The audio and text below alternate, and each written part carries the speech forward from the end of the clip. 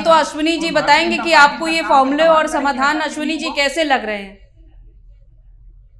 देखिए, निजात के फार्मूले हमारे मित्र यहाँ बता रहे हैं, और लेकिन वो जरूर कह रहे हैं कि नमाज सड़क पे होगी, उसकी वकालत कर रहे हैं।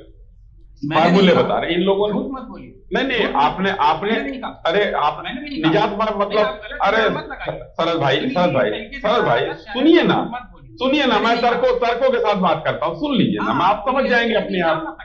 अरे भाई, अगर नहीं करता बीच में आपको भी नहीं करूंगा, बट नहीं जी, अगर झूठ नहीं, आपने इतने गिना दिए, आपने एक बार भी, अरे भाई सुनिए ना, पूरा सुन लेंगे तभी तो। आप अभी देखिए, अब एंकर को आप कह रहे हैं और हमारे बीच में आप बोले चले जा रहे हैं, तो थोड़ा सा अभी आप इतने गुण गिना दिए कि समाजवादियों ने ये सपना देखा, समाजवादियों ने जो है ये ख्वाब देखा, समाजवादियों ने ये किया, लेकिन उसके बाद आपने एक शब्द कहा कि नहीं, मैं निंदा करता हूं कि सड़क पर नमाज नहीं होनी चाहिए, नमाज के लिए जो स्थल बना है और उनका जो वो कुरान कहता है उस हिसाब से वो वहां पर जाए, नमाज पढ़े।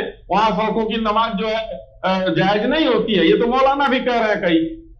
दूसरी बात मैं कहना चाहता हूं कि आप विकास की बात कर रहे हैं, अच्छी बात है, मुख्यमंत्री के होने के नाते विकास आप लोग करते हैं, लेकिन घोटाले इतने करते रहे कि आपने विकास का चलिए गिनाया तो कि हम रिंग रोड बनवाए, हमने ये 7,000 करोड़ की सड़क बनवाई, हमने सफाई में एक एयर स्ट्रिप थोड़ा बनवाई कि जिसमें हमारे मित्रों के, हमारे परिवार के जहाज उतरे, वहां यात्रियों के लिए कुछ हो ही ना। कई 1,000 करोड़ की लागत से वो रनवे बन गया, वहां एयरपोर्ट अगर बन गया होता तो सफाई की जनता को लाभ होता। तो ये चीजें कुकृत्य समाजवादियों ने किया। आधी अधूरी लखनऊ की मेट्रो छोड़कर भागे, आधा अधूरा लखनऊ एक्सप्रेस छोड़कर भागे, सारी चीजें जो है आपके सरकार के जाने के बाद वहां पेट्रोल पंप खुलने से लेकर, जैसे ही आपकी सड़क बनी फंस गई थी, हम लोगों ने उसको सही कराया। चाय पीने की जगह नहीं थी, वो सही कराया। मेट्रो आप लोगों ने मवैया का वो जोड़ा ही नहीं था, तो हम लोगों ने कराया। अब देखिए, कल ही अभी माननीय मुख्यमंत्री जी ने 10 लाइनें जोड़ने का वो किया है। हम रहेंगे सरकार में तो हमारा ये 10 लाइनें जुड़ जाएंगे। और आप कौन सा मेट्रो देकर गए थे? कानपुर मेट्रो हमने चलाया, आगरा मेट्रो हमने चलाया, अब रैपिड रेल जो है मेरठ से वहां तक गाजियाबाद हमने चलाया। तो क्या है, आज 12-13 एक्सप्रेस वे चल रहे हैं, लेकिन अखिलेश यादव जी और समाजवादियों को तो ये लगता है कि नील आर्मस्ट्रांग ने झंडा नहीं गाड़ा था, पहले चांद पर समाजवादी झंडा गड़ा था। तो ये चीजें एक थोड़ा सा मुगालता है। कोई भी माननीय मुख्यमंत्री आएंगे, किसी भी दल की सरकार होगी, तो वो विकास करने की कोशिश जरूर करेगी। वो अखिलेश जी ने किया होगा और अच्छी बात है, करना चाहिए। हम तो कहते हैं कि अच्छी बात है, करें, आगे सरकार आए फिर करें। मुलायम सिंह यादव जी 3 बार सफाई का विकास कर लिया, बाकी जगहों का वो तो बिजली पूछ कर आती थी कि कानपुर में आएगी, रामपुर में आएगी, कि लखनऊ में आएगी, कि गोरखपुर में आएगी, कि नोएडा में आएगी। आज बिजली पूछ के थोड़े आती है। तो ये विकास के काम है। मगर अभी भी जो टॉपिक है, उस टॉपिक पर हम ये कह रहे हैं कि माननीय मुख्यमंत्री जी ने 2022 में ये काम किया, और अब उत्तर प्रदेश की सड़कों पर नमाज नहीं होती है।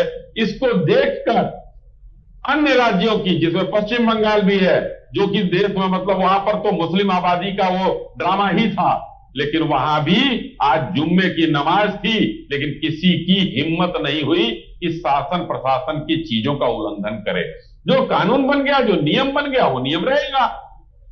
हम लोग तो गर्व से आह्लादित होते हैं कि उत्तर प्रदेश सरकार की नकल इस देश के अन्य राज्य कर रहे हैं, कि जो वहां पर लॉ एंड ऑर्डर की समस्या थी, यहीं पर तो शरद भाई जब एक कांड हुआ था, अग्निकांड जो है, सरकारी संपत्तियां जलाई गई थी, तो प्रशासन ने सबके फोटो लगा दिए थे। आप ही लोग थे विरोध करने वाले, कोर्ट तक जाने वाले आप लोग थे। हम लोगों ने तो कानून बना दिया, तो किसी की यहाँ पर तो जलाकर दिखाया सरकारी बर्तन को, सरकारी संपत्तियों को। और वही उन्हीं जो आप कह रहे हैं नमाज, वही मौलानाओं के घर पर ट्रकों के रहते थे। जब हमने ड्रोन से मैपिंग किया